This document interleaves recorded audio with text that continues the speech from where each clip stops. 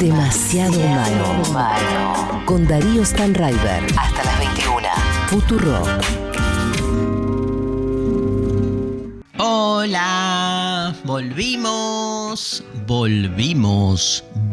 Se viene Semana Santa.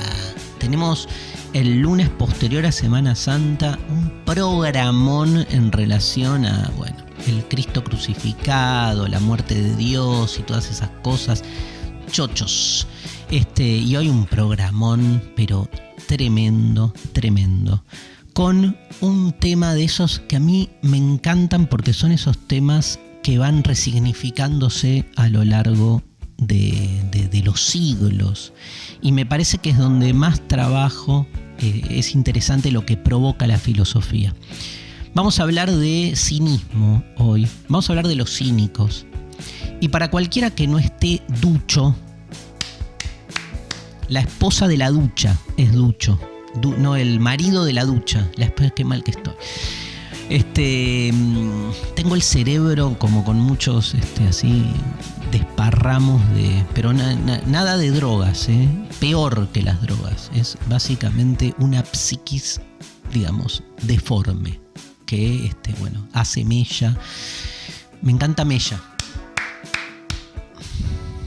Ya ni yo me creo el autoaplauso, o sea, quería encontrarle alguna asociación con ser cínico, pero me sale tan mal el cinismo, veo tanta gente cínica en las redes, veo tanta gente cínica en los medios, no puedo, quiero emular, viste, cuando te dicen, uno tiene como que reproducir muchas veces los mecanismos del enemigo, entonces decir, hay que ser cínico como el otro y chau, no puedo. Hay algo en el cinismo que tiene que ver con el goce de el dolor del otro que a mí no empatizo, no me cierra. O sea, es cruel el cinismo. Es cruel en el modo en terminar caracterizando al otro. Yo creo en el otro. Tal vez es en lo único que creo, en ese otro. Y entonces nada que tenga que ver ni con su anulación ni con su dolor a mí me provoca ningún tipo de realización, ¿no? Está claro que hoy en nuestra cultura contemporánea la palabra cínico se redujo a una forma de relacionarse con el otro. Ahora la vamos a ver un poco en sus límites, ¿no? Con la ironía, ¿no? Con el modo de buscar también algún tipo de reacción en el otro. Podemos encontrar, si hurgamos mucho, ¿viste? Si escarbamos mucho, algún elemento positivo, como que de algún modo permite cierto humor, si quieren, que el otro se transforme, digamos. A mí me ha hecho bien, yo he recibido algunos juicios cínicos sobre mí y me hicieron bosta, ¿no? Pero digo, me han hecho bien si hurgo demasiado y tocan algunos, viste que ser cínico logra también llegar a lugares por ahí bajos que si no desde la más pura racionalidad no llegas, pero si el efecto directo, ni siquiera colateral, sino frontal, es el dolor en lo que tiene que ver con la crueldad, porque ser cínico hoy tiene que ver con ser cruel. No la veo. Hay muchos cínicos que se defienden diciendo que es un acto de defensa, ¿no? Que en una sociedad tan políticamente correcta, ser cínico es como poder salir de esa corrección que hoy se volvió casi un dogma religioso. Puede ser. Yo creo que hoy la corrección política se volvió un dogma religioso, sí. Que hay que destrabar algo de eso, también. Que ser cínico y que eso implica la crueldad con el otro sea la mejor estrategia, no lo creo. Me parece que de algún modo, digamos, esa corrección política también de algún modo incluye ser choto con el otro. También me parece que se volvió como sentido común de la época, como que hoy ser rebeldito y ser distinto y como postularse a sí mismo por fuera del sistema es ser una basura con el otro. Me parece que se volvió casi un deporte, ¿no? Algo normal, ¿no? Me parece que se puede buscar algo, digamos, un lugar que no te termine, o sea, que no te subsuma ni la corrección política ni la supuesta incorrección política industrializada, que termina siendo afín, todo termina siendo parte del mismo esquema. Y lo que se inhibe, en todo caso, lo que perdemos, lo que se pierde, es la posibilidad de una creación crítica, aporética, ¿no? Desde incluso cierta demora del más antiguo de los pensamientos filosóficos, que es desde el conócete a ti mismo hasta el atrévete a pensar, ¿no? Digo, el pensamiento propio dentro de todo lo que implica el mito de lo propio, pero no caer en dispositivos, ¿no? Estar siempre como saliéndote de ahí. Lo loco, todo esto tiene un rastreo filosófico, ¿no? Lo loco es que cuando hablamos de cinismo, hablamos de una corriente filosófica que tuvo una existencia real y concreta en un tiempo de la antigua Grecia. Que después el término se haya resignificado, tiene que ver, como les decía al inicio, con lo que más me gusta de la filosofía, que es con ciertas resignificaciones conceptuales que no dejan, sin embargo, de mostrar un poco su huella, su origen, y al mismo tiempo entender también por qué se fueron para ese otro lado. Algo de esa incorrección supuestamente política del cínico actual tiene su relación directa con lo que fue el cinismo como movimiento, un movimiento que existió en una época concreta y que después terminó. O sea, hubo una corriente filosófica llamada el cinismo, como, digamos, hubo el platonismo, como existe el marxismo o la fenomenología. Y quedaron algunos así como ramalazos, divina, como algunos estiletazos, horribles estiletazos, ramalazos cínicos, en el modo en que hacemos filosofía, digamos. Yo creo que algunos de esos elementos están más como actitud que como contenido. Yo creo que el cinismo filosófico es más una impostura, ¿no? En el sentido de un modo más bien práctico de relacionarte con el sentido que de información concreta. No hay una teoría cínica, porque justamente el cinismo es la destrucción de toda teoría en algún punto. O sea, el dejar en claro, ¡epa! Falló ahí, el esclarecimiento, el poner a la luz de hasta qué punto muchas de las teorías esconden, justamente teorías elaboradas desde la racionalidad humana, esconde a un humano que está negándose a sí mismo. Cinismo como corriente filosófica en el mundo griego. Nos ubicamos. Helenismo podemos llamar la última etapa de la cultura filosófica griega.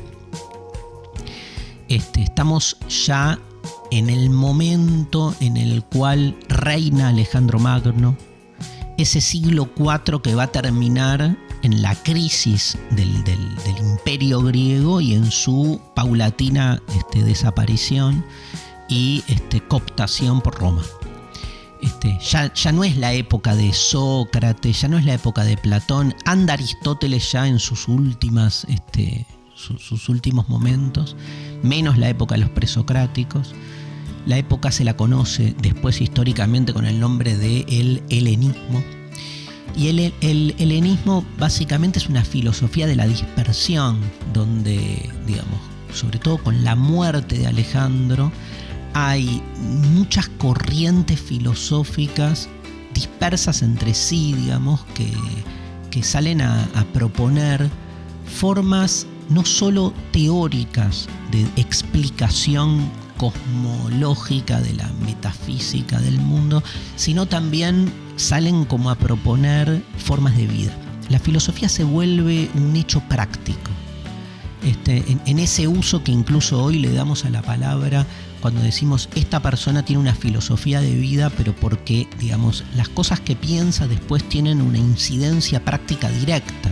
Yo qué sé, vos podés ser, si sos filosóficamente ecologista, se supone que después tenés una relación directa con tu comida, con el modo en que organizás tu casa, ¿no? tu vínculo con la naturaleza. Se supone, yo qué sé, somos también tan fragmentarios, ¿no? Pero, digamos, en esa época la filosofía se vuelve medio religiosa en un punto. Religiosa en el sentido de esa componenda. Estoy aplaudiendo cualquier chotada hoy, pero bueno, necesito levantarme. Se vuelve una componenda teórico-práctica, ¿no? Que es muy interesante porque se suele decir que en momentos de crisis la filosofía se radicaliza, ¿no? Y esta era una crisis puntual, que es la crisis del mundo griego, sobre todo de el proyecto alejandrino que hizo del mundo griego una expansión, digamos, muy, muy imponente. Se sabe que Alejandro llegó hasta la India, digamos, y que nunca Grecia estuvo, digamos, con tanto poder y nunca estuvo al mismo tiempo tan en crisis, porque muere Alejandro y todo ese imperio, bueno, se fragmenta en tres grandes, digamos, zonas, pero después empieza a decaer, ¿no? Y parece que cuando las crisis políticas generan una especie de anomia ético-política que se traduce después en filosofías de la salvación, ¿no? La gente cree demasiado en otro mundo cuando el mundo en el que vivimos está hecho percha. Y esto pasó un poco con la época helenista. Tenemos los escépticos, los epicúreos, los estoicos, como distintos movimientos muy radicalizados en su manera de pensar y sobre todo de la ejecución vital, ¿sí? de sus postulados. El cinismo es uno de los primeros que aparecen. Hay algunos antecedentes ahí en algunos pensadores, Antístenes, que convive todavía en la época clásica, pero digamos el más conocido de todos es Diógenes, ¿no? Sobre todo porque es el que tiene como mayor, primero el que más se conocen sus anécdotas, sus historias. Del cinismo, más que postular una filosofía, lo que se postula o lo que se recuerdan son historias, relatos que tienen que ver con esto, con formas de comportamiento.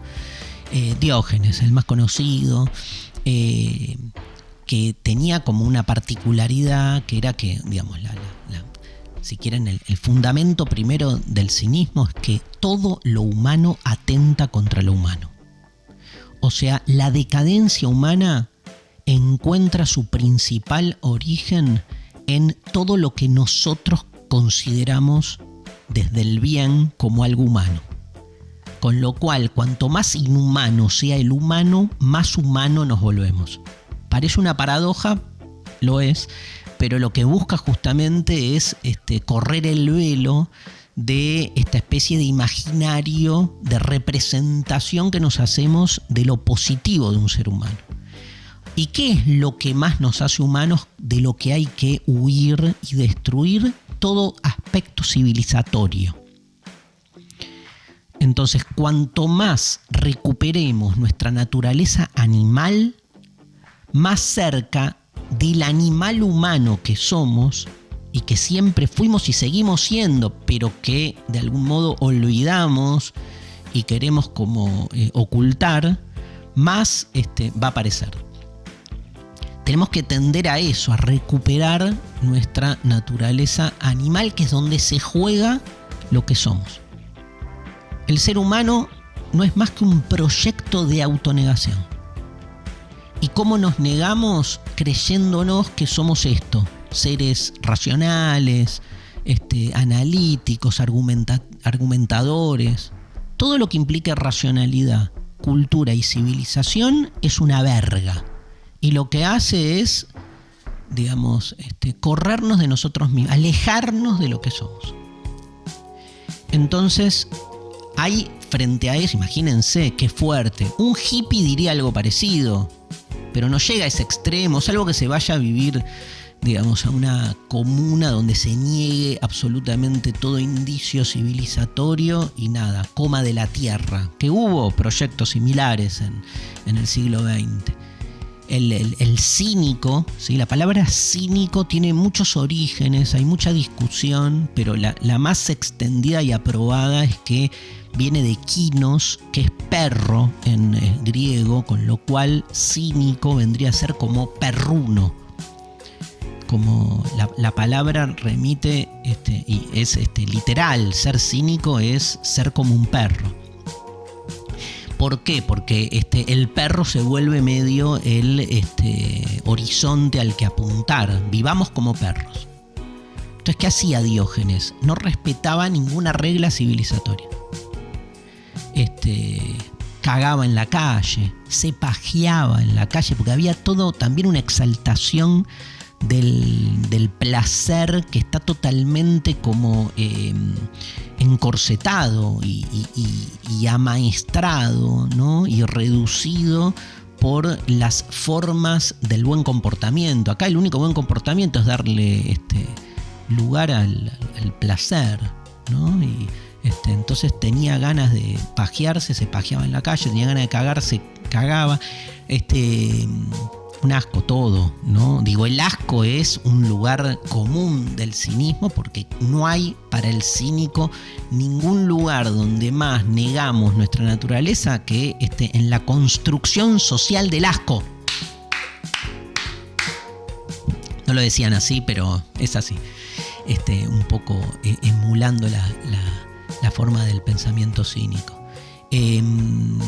No cocinaban, no cocían la comida, la comían cruda, y había siempre como una especie de huir de la norma social, ¿no? Entonces insultaban mucho.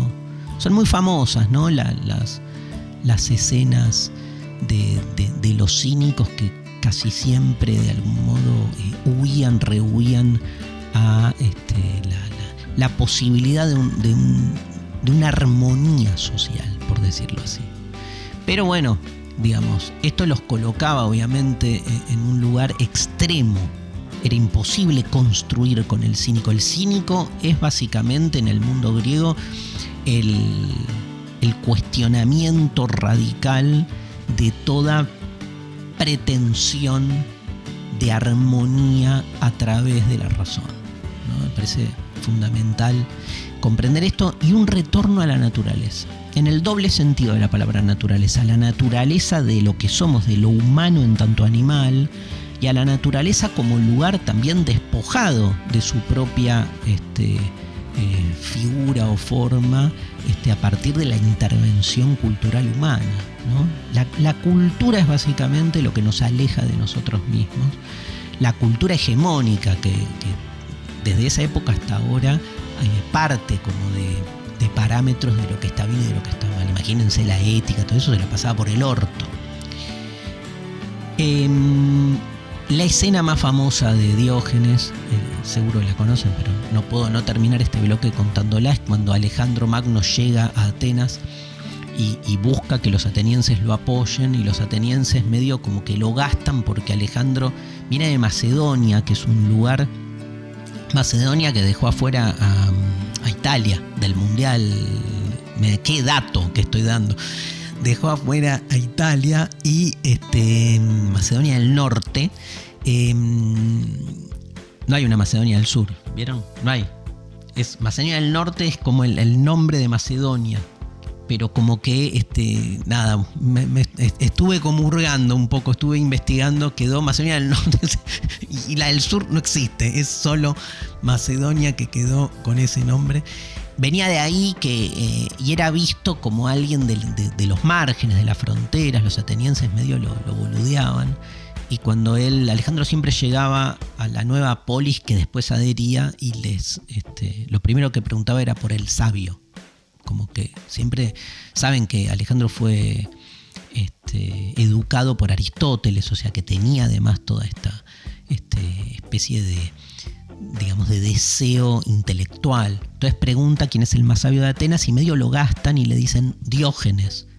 Y él lo va a ver a Diógenes y Diógenes estaba desnudo, sucio, pajeándose adentro de un barril, que era donde vivía, o sea, tirado ahí en la calle. Y cuando le pregunta, Alejandro se le acerca y le dice, me dijeron que no podía creer, con unos soldados que lo querían matar a Diógenes por asqueroso, porque insultaba. Y le dice, me dijeron que vos sos el más sabio de toda Atenas y yo siempre lo primero que hago es recompensar y premiar la sabiduría. Pedime lo que quieras que te lo voy a dar, le dice Alejandro parándose al lado del barril donde estaba tirado, recostado Diógenes. Diógenes lo mira y le dice, gracias, emperador, le voy a pedir una sola cosa, que se corra porque me está tapando el sol. Esto es demasiado humano. Demasiado humano. Una piedra en el aire. Bueno, qué temazo ¿no? Del cinismo.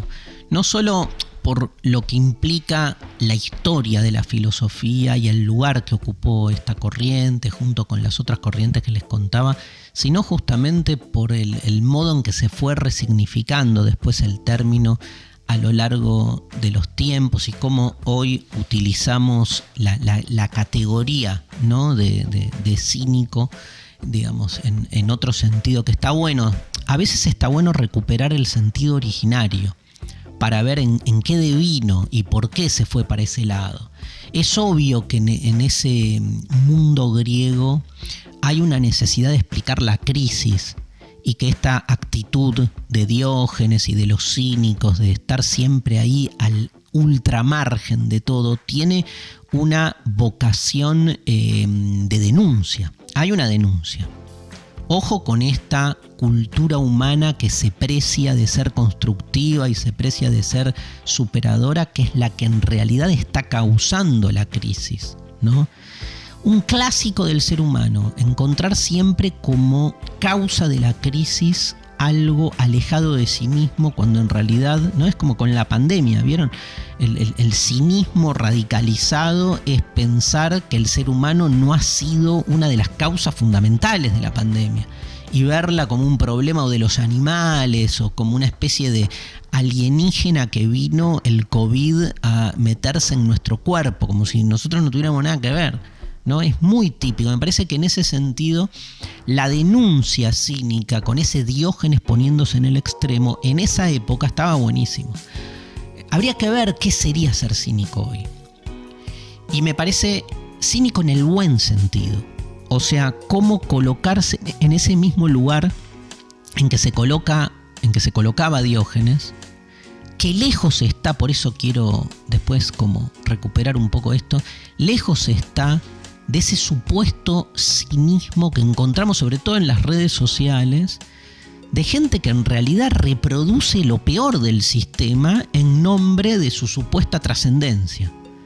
O sea, si queremos ser cínicos en el sentido de Diógenes, me parece bien ir hacia una incorrección, pero que lejos está de convertirse en alguien que construye la misma basura que se cuestiona, ¿no?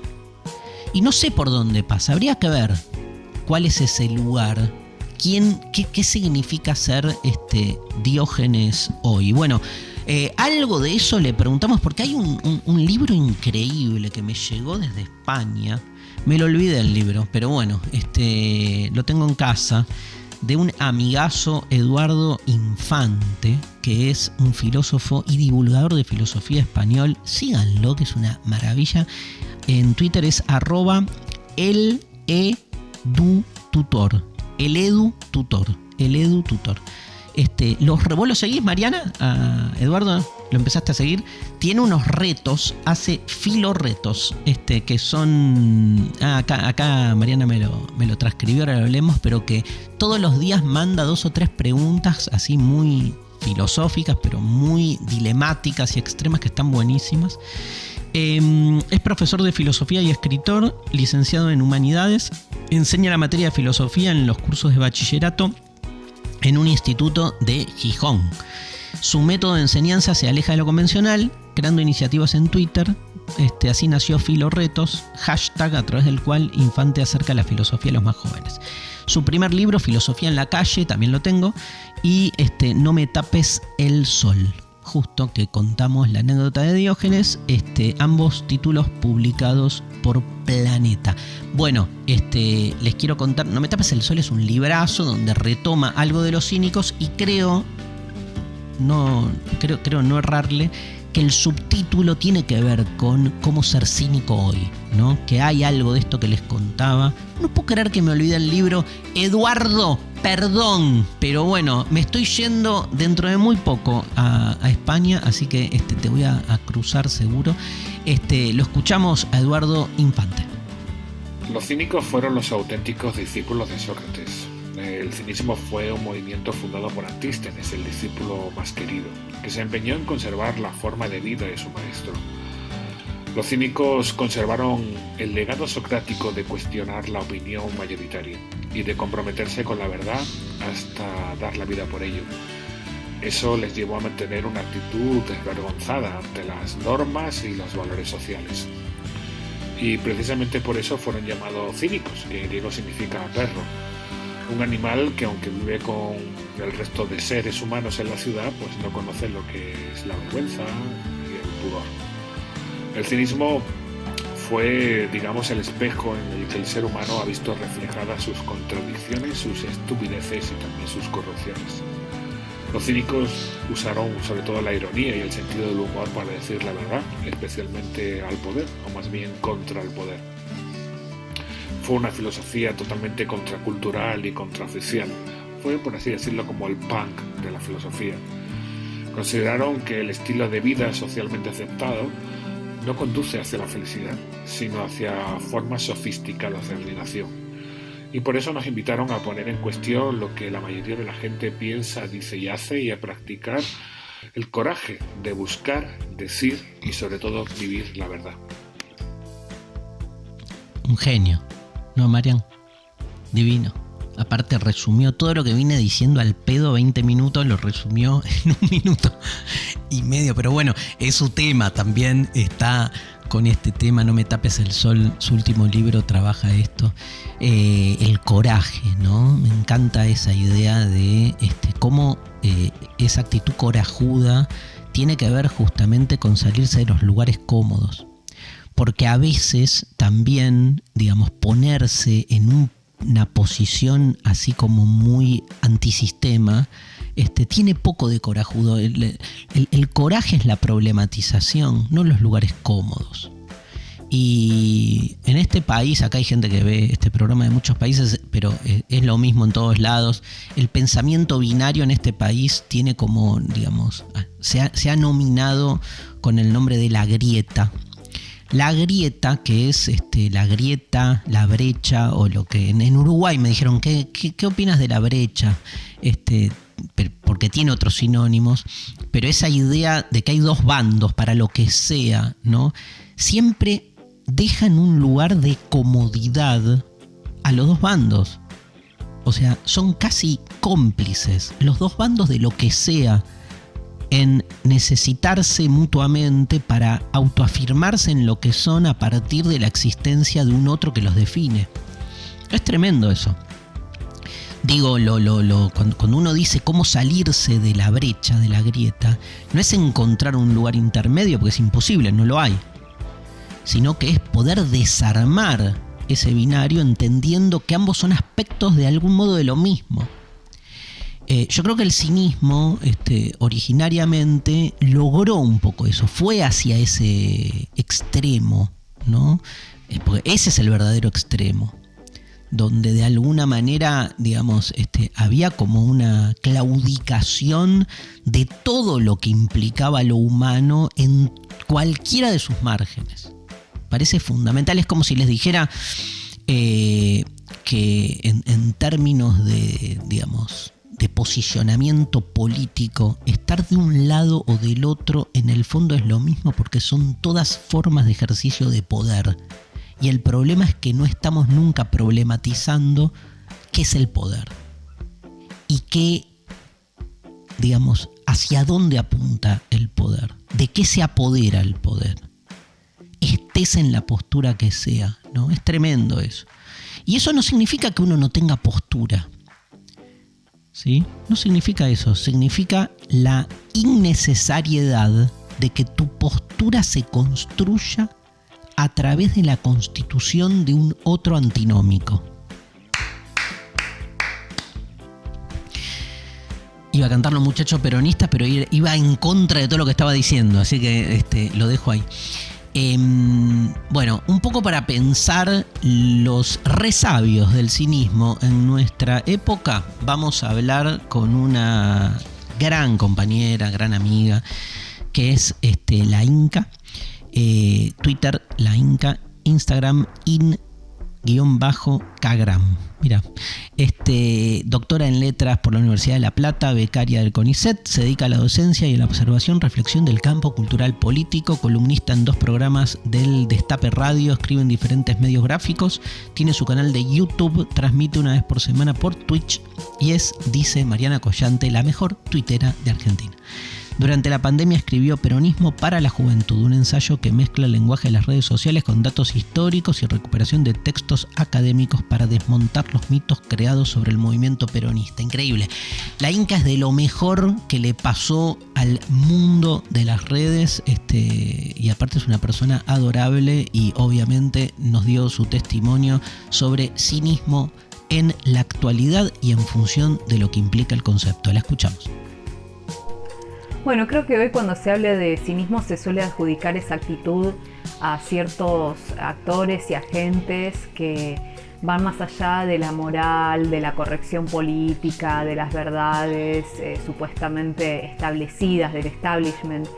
Y en general esos personajes que son visualizados como cínicos o que se autodenominan así, incluso recuperando la tradición griega, son personajes que en realidad para los cínicos reales, pienso especialmente en Diógenes, no serían para nada aceptados, ¿no? Serían más bien criticados. ¿Por qué? Y porque son personajes que en general tienen poder, ¿no? Que pueden plantearse como un anti-establishment, pero que en realidad son un nuevo establishment, ¿no? Y que en todo caso son incorrectos o plantean determinadas miradas diferentes de ciertas morales, pero en orden a proponer otras que tienen que ver con el poder económico especialmente. Me parece que ser cínico hoy en un sentido positivo o bien sería recuperar la crítica que hacen y que hacían los cínicos, especialmente pienso en Diógenes, a ciertas costumbres, a ciertas morales que tienen que ver con poner al sujeto y al individuo en una situación de sujeción constante con respecto a cómo verse ante los demás, cómo encajar de manera adecuada en la sociedad. Si hay algo con lo que nos bombardean todo el tiempo en la actualidad es con eso, ¿no? Cómo vernos adecuadamente, cómo sentir, cómo comportarnos, y la actitud cínica en ciertas situaciones cuando uno entra a Instagram y empieza a ver gente hit, está muy bien, es como liberadora. Qué genia, gracias Inca, gracias por participar. Vamos un poco por ahí, ¿no? Y me gusta esta vuelta porque hoy hay como una especie de plusvalía del cinismo que aparece justificando estas formas supuestamente anti-establishment, y como bien dice la Inca, no dejan, digamos, de ser finalmente formas de reproducción de lo mismo. Entonces divido en 2 lo que dijo la Inca y acuerdo con ambas, ¿no? Por un lado, digamos, poder realmente visualizar hasta qué punto el incorrecto de hoy lo es y hasta qué punto se puede ser incorrecto desde el poder.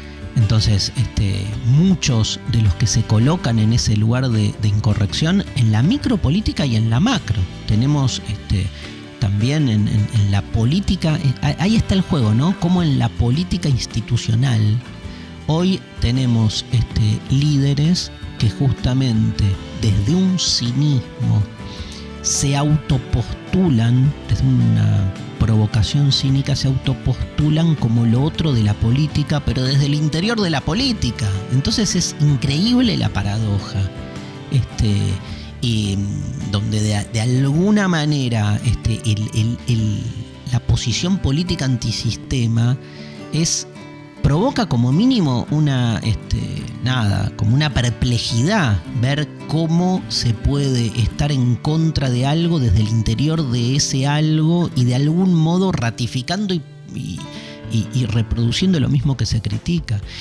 Tanto desde una banca como diputado, como desde desde Twitter, desde una red social, ¿no? Porque esto pasa de modo similar en el ejercicio de un rol de legislador, como en aquellos que desde las redes salen a putear a todos por el uso de las redes y por las de algún modo anomalías que se provocan desde las redes. Es increíble, está lleno también esto, ¿no?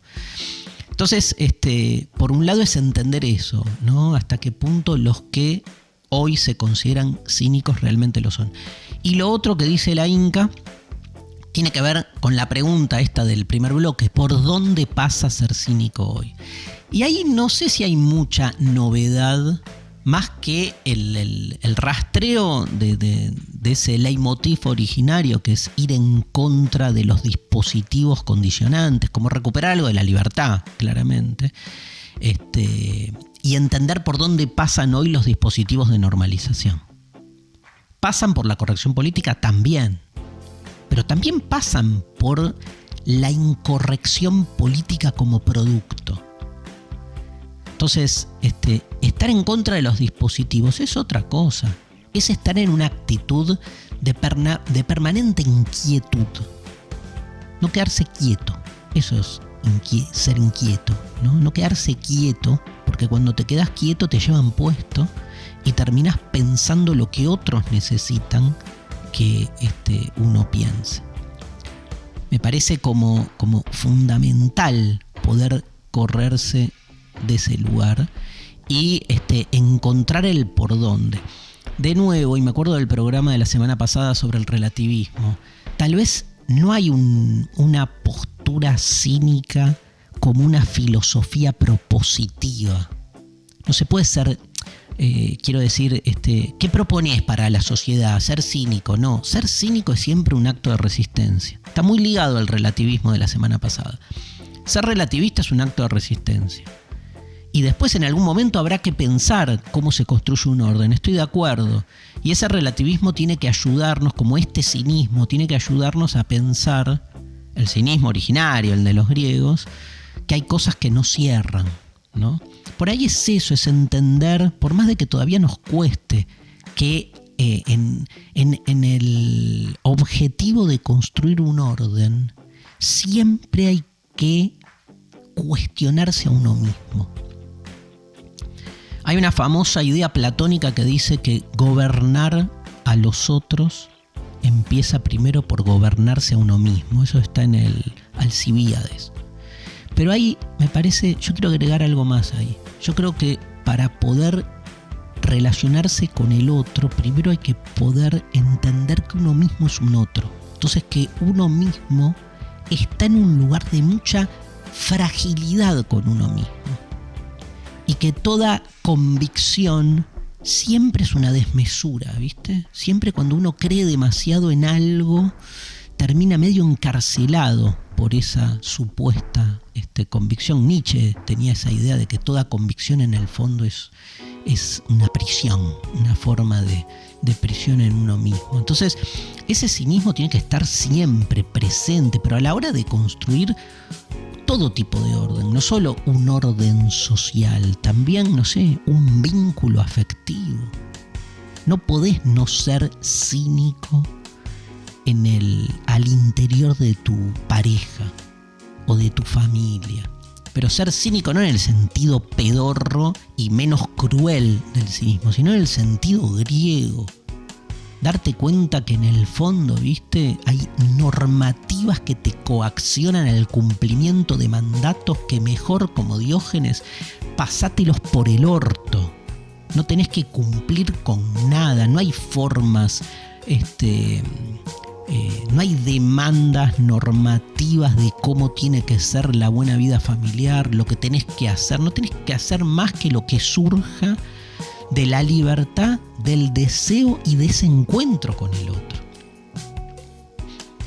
Al final de cuentas, esa libertad no es una libertad ensimismada en una individualidad que niega al otro.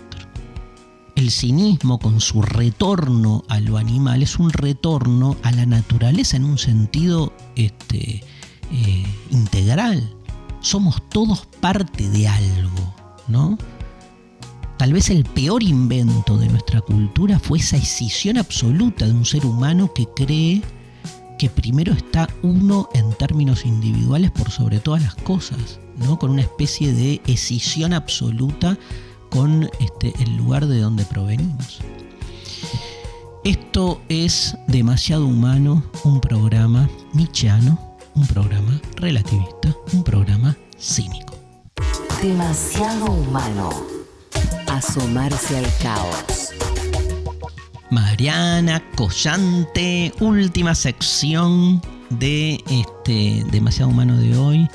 Mirá qué libro tenemos hoy en el espacio del Grupo Planeta, hablando de ironía más que de cinismo.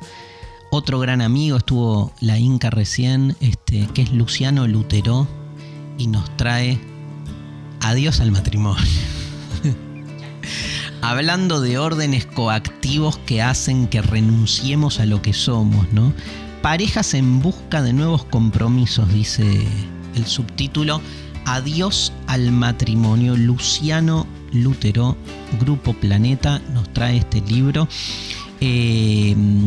Lo conocen a Luciano, ¿no? Psicoanalista, doctor en filosofía y en psicología.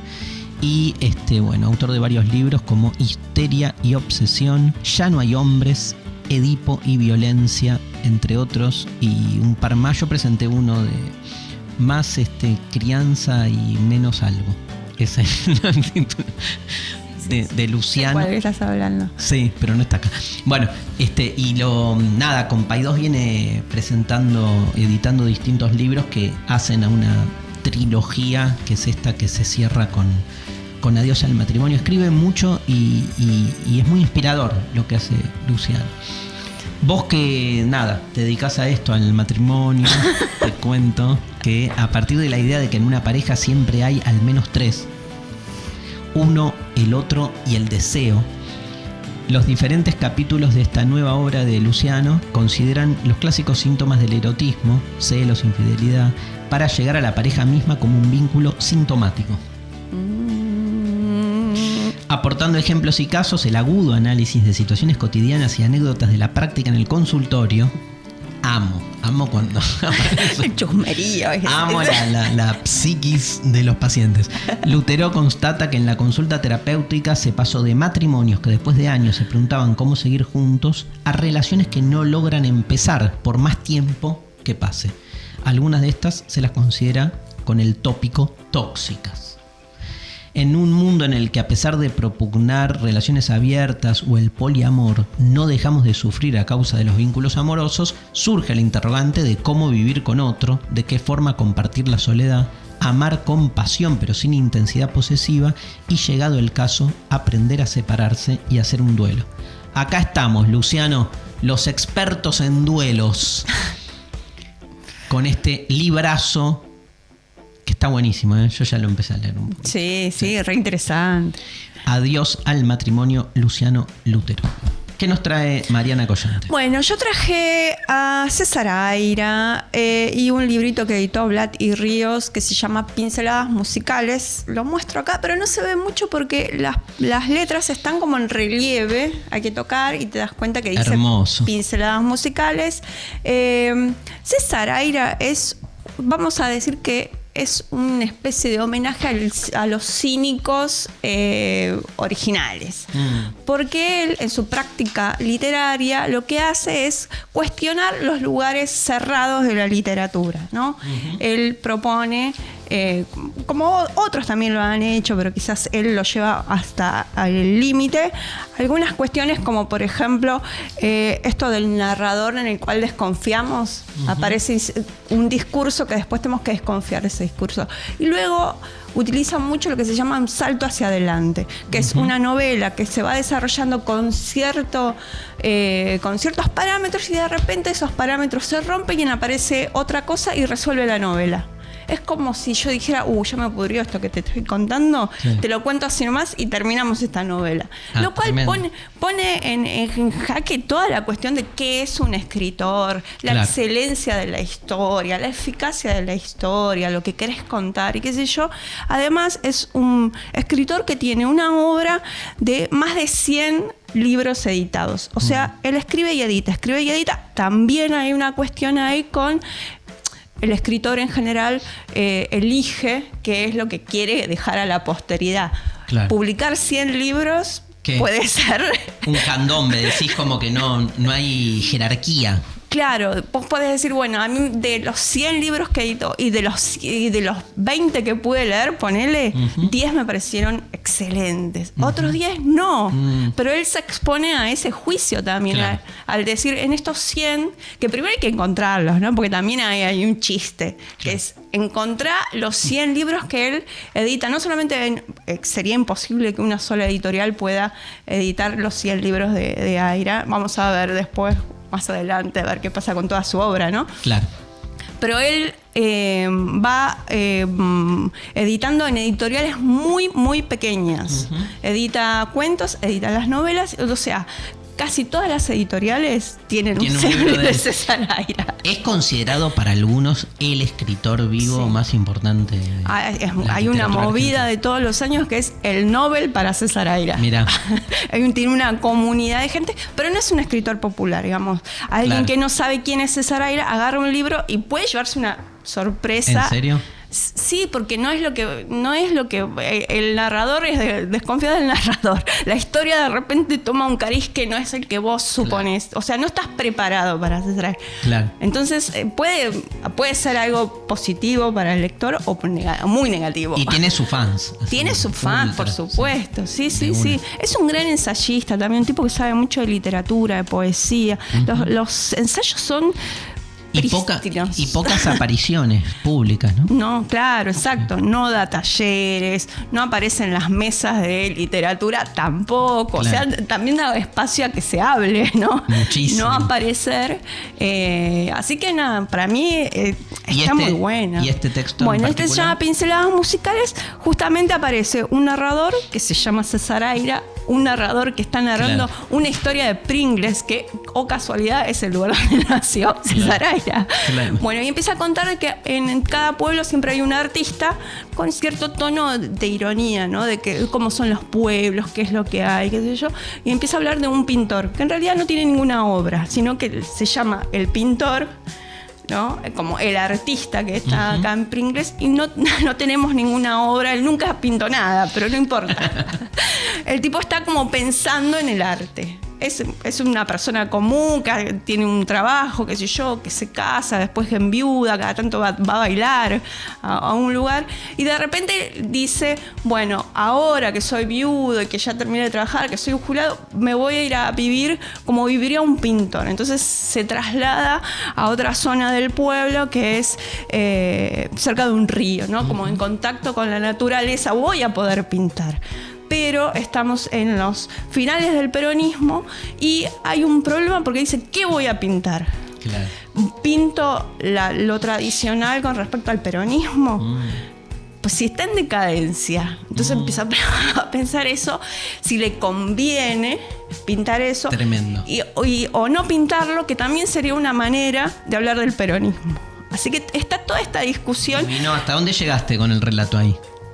No, porque hay una parte que aparece algo medio extraño, así como de esto que estuve contando al principio. Claro. Pero igual yo creo que es una buena entrada para hablar para entrar con a Seiza Saraira. Sí. O sea, el que nunca lo leyó es un buen texto. Sí, es un texto como muy ameno porque es muy irónico, tiene ironía y qué sé yo. Entramos a ese tono y la historia no se va a la mierda. Perfecto. Como podría pasar habitualmente. Bueno, Marian, mil gracias. De nada. Felices Pascuas. Bueno, igualmente, ¿no? Se dice. No sé. Yo no sé. Yo festejo Pesaj, que coincide. Ay, bueno, y entonces. Porque ahí estaba. Le cambian el nombre, ¿no? No. Son dos religiones distintas. Pero él mismo se festeja. La Pascua judía viene de miles de años antes de Jesús. Y Jesús estaba festejando la Pascua judía cuando lo atrapan y lo matan. Entonces por eso coinciden, porque él estaba justo, la última cena era la cena de la Pascua judía. Y entonces ahí lo crucifican. Entonces coincide la Pascua, que es el momento de la muerte de Jesús, con la Pascua judía, pero no por un tema conceptual, sino porque estaba justo. Es como si alguien en Navidad lo mataran. Entonces va a coincidir la Navidad con la muerte. Ay, está bien, entendí, perfecto. ¿Seguro? Teología en Entre 2 minutos. Bueno, vamos con un programita. Después vemos. No anunciemos lo que sigue. Nos vamos, ¿sí? Gracias al equipo. Se me perdió el papel del equipo. Lautaro Monzani. Male Amra. Milton. Que se llama igual que mi hermano Milton. Le mando un beso a Milton. A los dos Milton. A los dos. Uno está acá trabajando. Ahora lo voy y lo saludo. Sophie Cornell y vos. Y yo. Acá estamos. El equipo de Demasiado Humano en esta nueva temporada. Gracias a la Futurock. Nos vemos la clase que viene. Dale. Son clases esta temporada. Sí. Vamos con todo. Gracias. Chau. Demasiado Humano. Salirse de control.